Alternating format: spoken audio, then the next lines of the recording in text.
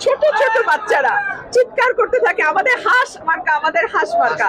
So এই মার্কাটা আমার ভোটারদের মার্কা, এটা আমার মার্কা না। আমার যারা ভোটার কর্মী সমর্থক, আমি আমার প্রাণের চেয়েও তাদেরকে বেশি ভালোবাসি। আজকে আমাকে এই পর্যন্ত তারা নিয়ে এসছে, তাদের ভালোবাসা নিয়ে এসছে। তারা যখন আমাকে দেখে, ছোট ছোট বাচ্চারা চিৎকার করতে থাকে আমাদের হাঁস মার্কা, আমাদের হাঁস মার্কা। সো এই মার্কাটা আমার ভোটারদের মার্কা, এটা আমার মার্কা না।